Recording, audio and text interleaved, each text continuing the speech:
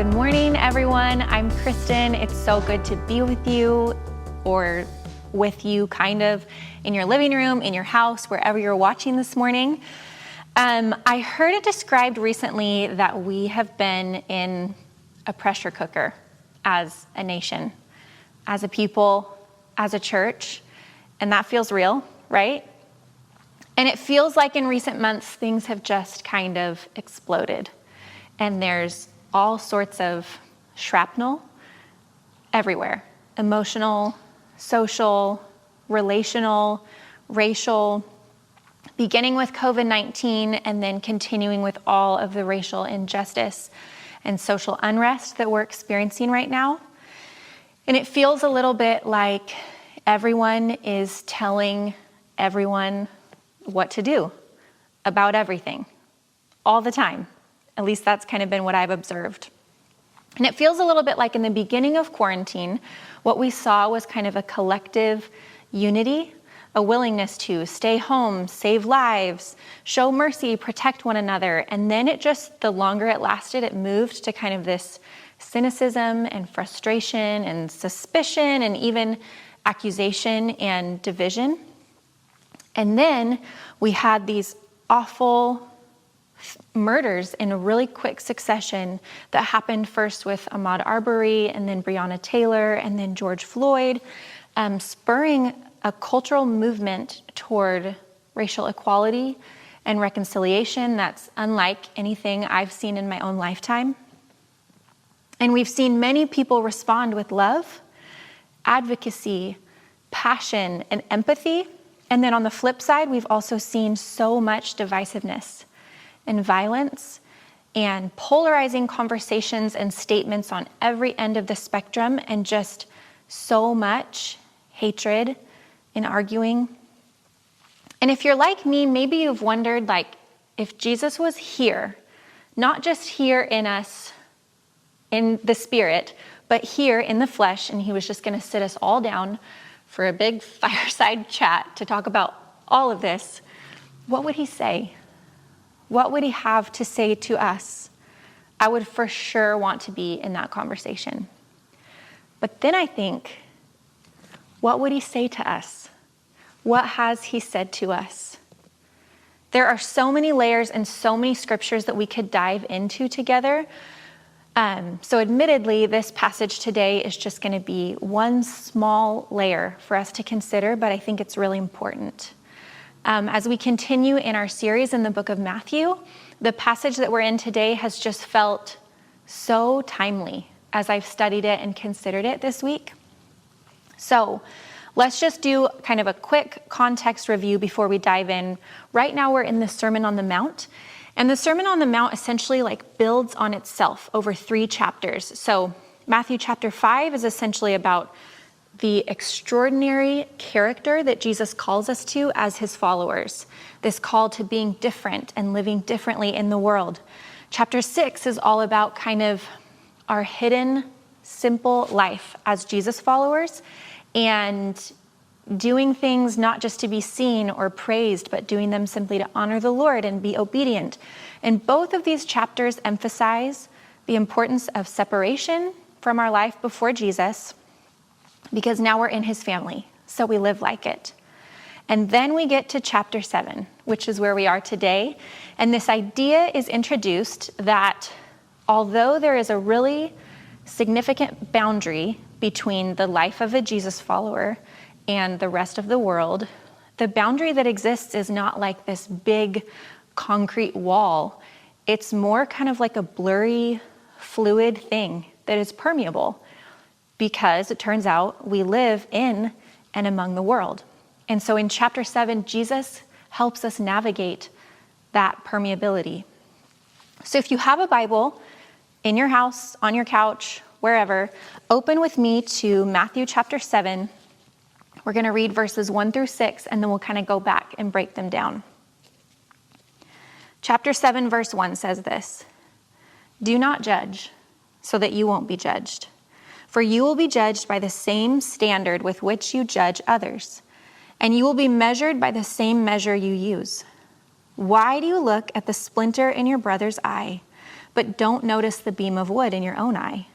Or how can you say to your brother, let me take the splinter out of your eye, and look, there's a beam of wood in your own eye? Hypocrite! First, take the beam of wood out of your eye, and then you will see clearly to take the splinter out of your brother's eye. Don't give what is holy to dogs, or toss your pearls before pigs, or they will trample them under their feet, turn and tear you to pieces. So let's back up to verse 1. Do not judge so that you won't be judged. Jesus doesn't necessarily specify a certain issue here when it comes to judging others. It's more like a big picture warning. He's warning his disciples of just setting themselves over others, of operating with this kind of holier than thou attitude and just kind of going around making pronouncements of guilt on other people. And I just think it's the human condition that we love to point out the wrong in others. It's like weirdly makes us feel good. Even as little tiny children, we just like to point out what other people are doing wrong. We've spent some good time with family recently, and this past weekend on Father's Day, we were together, and there are 6 grandkids or 6 cousins. They're like age 6.5 down to 5 months. And at one point, the big kids were playing happily. And then over this really short period of time, one by one, they just kind of started coming inside to give some reports of what was happening outside. You know, someone comes in and says, hey, so-and-so hit so-and-so. We ask follow-up questions like, are they hurt? Are they crying? Okay. A grown-up goes out and deals with it. 5 minutes later, another kid comes in. So-and-so took this from this person. Okay, great. Thank you for the report. Go back out. Like, it just felt like one by one by one. And finally, I think we were all just like, stop narking on each other. Just go play. And if you're a parent, you've probably said something to your kids like, you just worry about you. That's your job. You just take care of you. And we're so hard on children for being nitpicky about other kids' behavior and telling on them and whatever. But embarrassingly, we still do it as adults, just kind of in more culturally acceptable ways. We live in a culture that just kind of breeds armchair experts and critics and tattletales in grown-up bodies. I think about the phrase armchair quarterback or backseat driver. It refers to someone who is not doing the actual thing, but just wants to register an opinion about how that thing is being done or what they would do differently. I mean, think about any like major sporting event you've watched with a group of people.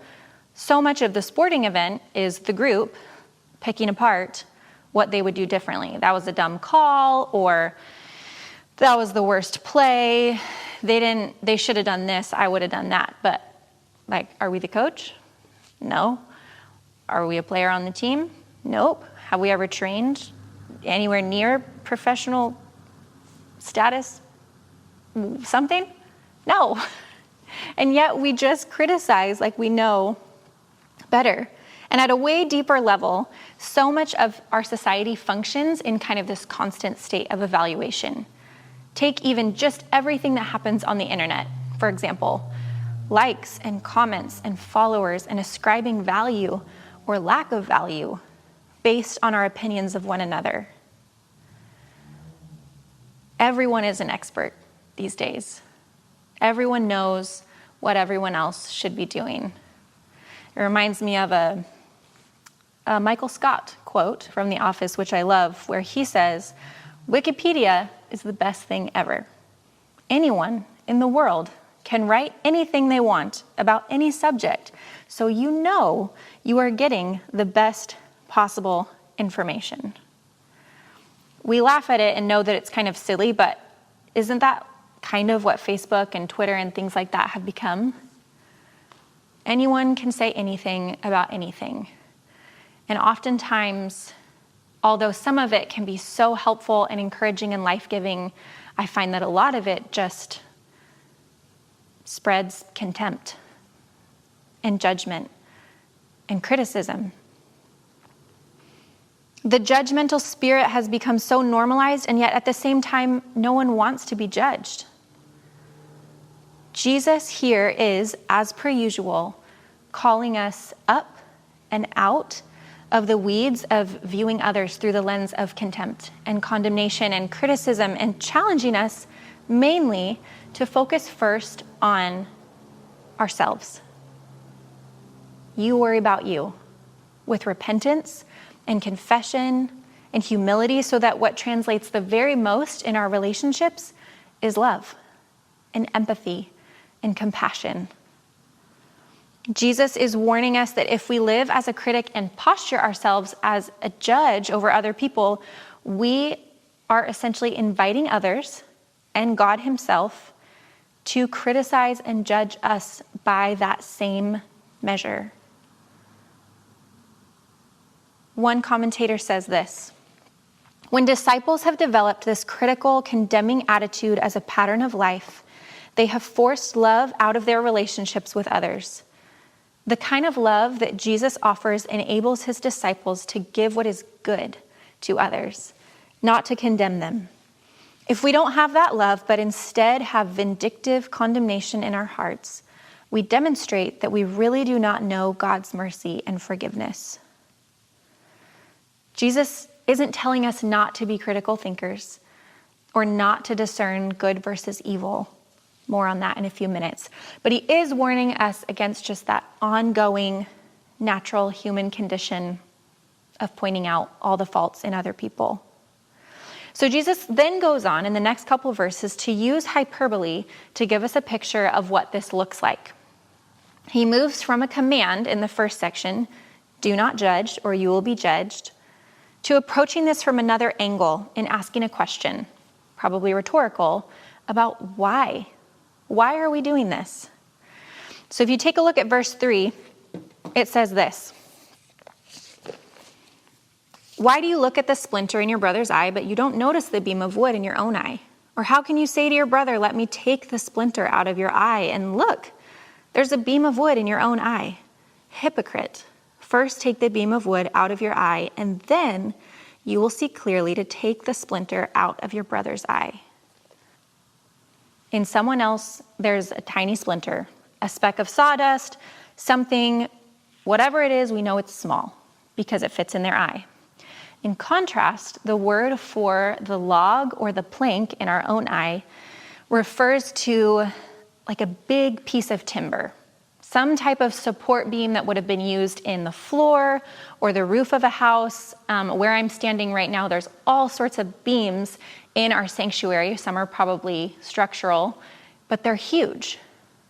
So to focus on something really small in someone standing in front of me, let's say one of these beams was somehow lodged in my head, it would be ridiculous. That's the point of it. That's what Jesus is trying to get across to us, is that the fact that we do this is kind of ridiculous. And it's not even a matter of our sin always being, quote, worse than someone else's. It's more that what we are observing in others is just kind of small potatoes in comparison to the fact that there's sin in our own lives that God wants to deal with and wants us to look at honestly. It's not that Jesus is saying that the little speck in someone else's life doesn't matter, or that it's not there, or that it's not real. It's just a matter of the priority order here. The thing he says to do first, before we worry about anyone else, is to deal with our own stuff. We actually truly cannot help anyone else as long as our spiritual vision is impaired by this inability to look at our own sin, which is not as fun as looking at the faults in others. It hurts more. So the ultimate plank or log in our own eye is the sin of self-righteousness. Dietrich Bonhoeffer writes this: when I judge, I am blind to my own evil and to the grace granted the other person. But in the love of Christ, disciples know about every imaginable kind of guilt and sin because they know of the suffering of Christ. Stanley Hauerwas goes on to say, following Christ requires our recognizing that the one I am tempted to judge is like me, a person who has received the forgiveness manifest in the cross. Another quote from a commentary that I love says, after self-criticism takes place, relationships are based on redemptive empathy rather than condemning detachment. I'm going to read that one more time. After self-criticism takes place, relationships are based on redemptive empathy rather than condemning detachment. Can you think of a more timely word for the moment we're experiencing right now in our culture? A need for relationships based on redemptive empathy rather than condemning detachment. What we have all too often is argument detached from relationship, criticism detached from love, judgment detached from humility, and condemnation detached from compassion, and public opinions detached from real life empathy. Church, we have so much work to do in these days that we cannot possibly afford to just become a group of professional speck removers. I know that that's not the thing that's going to turn the world upside down like the early disciples did in the book of Acts. It's not ever the thing that draws people in to the life-changing love of Jesus. So, how do we live in the tension of not being judgmental of other people, not just looking for fault in everyone around us, but still needing to pursue holiness and discern the things that aren't of the Lord? That brings us to verse 6. It's kind of a strange verse, but just stay with me for a few more minutes because this is where we're going to wrap up.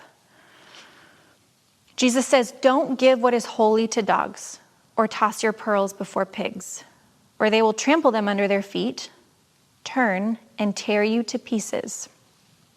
Okay, again, kind of a strange idea, but to put it in context a little bit, dogs in the first century were not these cute, domesticated animals that you would get your kids for Christmas, not Air Bud or Beethoven. Dogs were rabid and wild and gross. Same with pigs. Not cute. So this comparison are these low animals. The comparison that I thought of today would be possums, I think. That seems like a no-brainer to me. I would never give jewelry to a possum or save a Thanksgiving plate of food for a nutria or something because they're gross. So, big picture, in the same way that a pig can not only not appreciate a pearl if someone gives it to them, they're going to destroy it, stomp on it, or kick it in the mud or something like that. A dog cannot possibly value what is sacred and holy. True story, my actual dog chewed through some pages in my Bible one time. So that's a real thing. He could not value it. In the same way, someone who is not filled with God's Spirit is not able to value the truth that comes from God's Spirit. And as believers, we can tend to pronounce Bible-based judgments on those who don't yet know Jesus. Obviously, we believe that the values and the standards lined out in Scripture are the ones that lead to life. But it is the power of the Spirit inside of us that helps us to live these things out. Yet we often expect others to automatically understand and adhere to all these things without the Spirit of God inside of them. Think of it like this. It's almost like if someone had been living in the woods since February. They went on a backpacking trip, no internet, no contact with the world, and they're just now getting back. They hike back down into a town, There's the mask ordinance in place, so they try to go in a grocery store and there's signs and everyone has a mask. And he's like, what masks? Everyone's mad at him. Why aren't you wearing a mask? And he just says, masks for what? Because he didn't know. He missed everything about COVID. He has no idea why he even needs to wear a mask, doesn't know what's going on. Not a perfect analogy, but it's similar when we put spiritual pearls of wisdom out there and just expect everyone else to know why they matter. Not because the people are pigs or dogs or anything like that, but because they don't know Jesus. They don't know yet why his ways are good. Paul writes in 1 Corinthians 1:18, "For the word of the cross is foolishness to those who are perishing, but it is the power of God to us who are being saved." The way of Jesus doesn't make sense to those who don't follow him. So it's essentially this verse 6, is this just kind of it's a counsel for us to be discerning with what and how we share Jesus with others and what we focus on. Jesus followers have kind of developed an unfortunate reputation of being really focused on behavior modification in a lot of instances. And yet when we look at the life of Jesus and the way he interacted with people, it just wasn't the place that he started with them. And it's tricky. We live in the tension of not being ashamed of the gospel, knowing that we will be rejected and misunderstood and persecuted like Jesus was, and yet we also know that Jesus told his disciples, if you go somewhere and they don't receive your message, shake the dirt off your feet and move on. Don't try to force it. Don't try to push the message on them over and over again when they're just not ready to receive it. And I think that many times in even the most earnest efforts to elevate the way of Jesus and his standards and his way, we end up kind of just pushing issues to the forefront that aren't the most helpful place to start for most people. And people confuse the message and the hope and the love of Jesus with a lot of noise from his followers. And oftentimes, what happens? They trample it, tear it to pieces, misconstrue it, take it out of context. I'm not here to get into a conversation about politics and Christianity, but wanted to give you kind of an example of this to help you just make it more practical. This is a story that's actually a little bit embarrassing for me to share because at the time, I thought it was a really good thing. And now looking back, I realized it was kind of perhaps what this verse was talking about.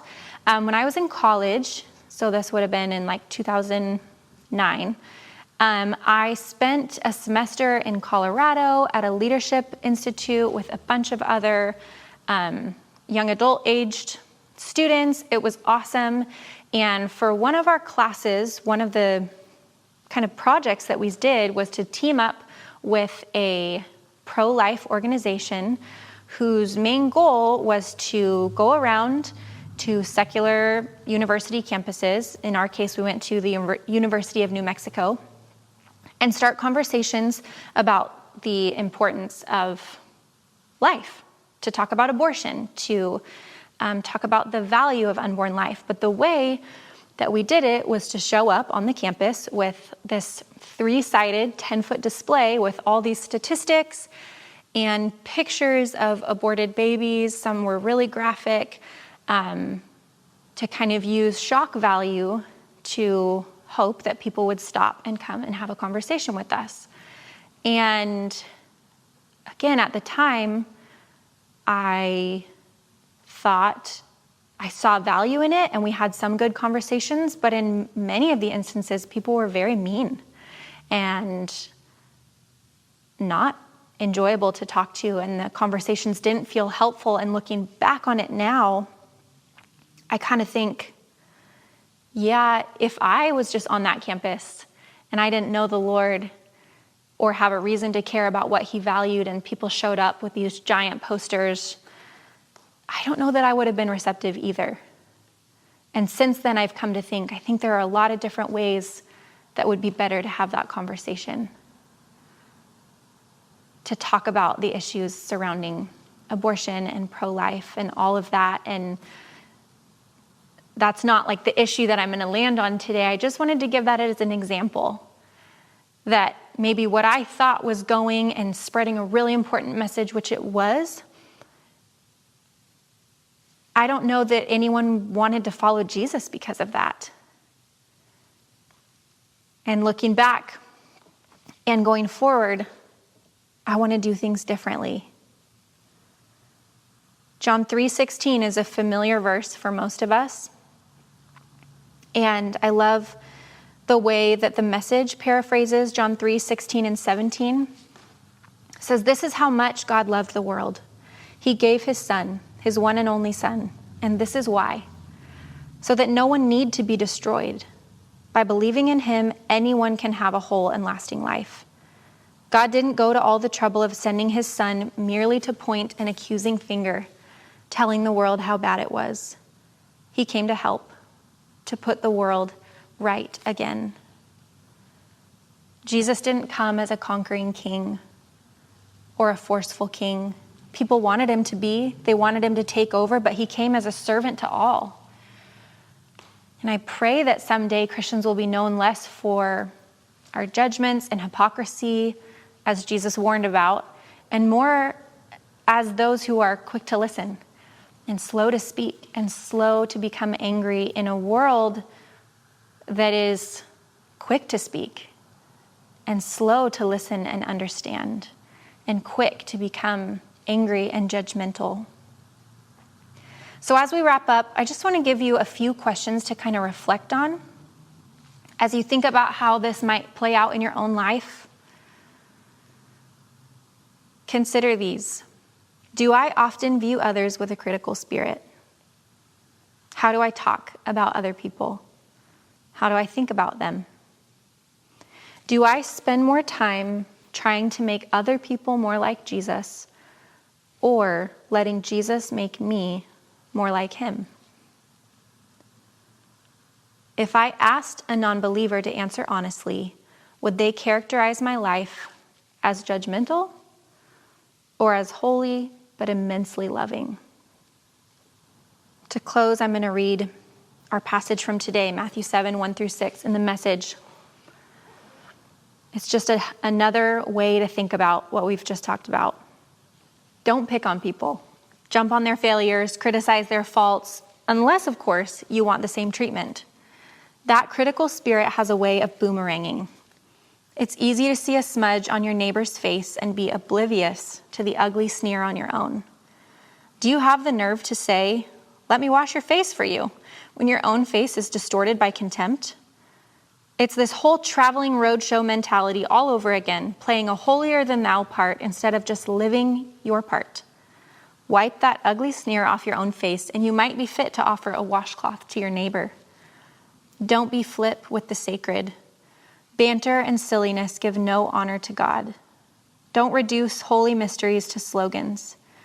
In trying to be relevant, you're only being cute and inviting sacrilege.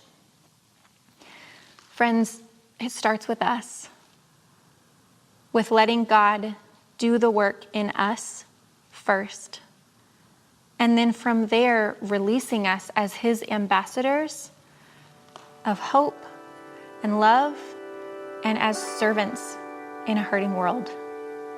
Love you all. Can't wait to be together soon.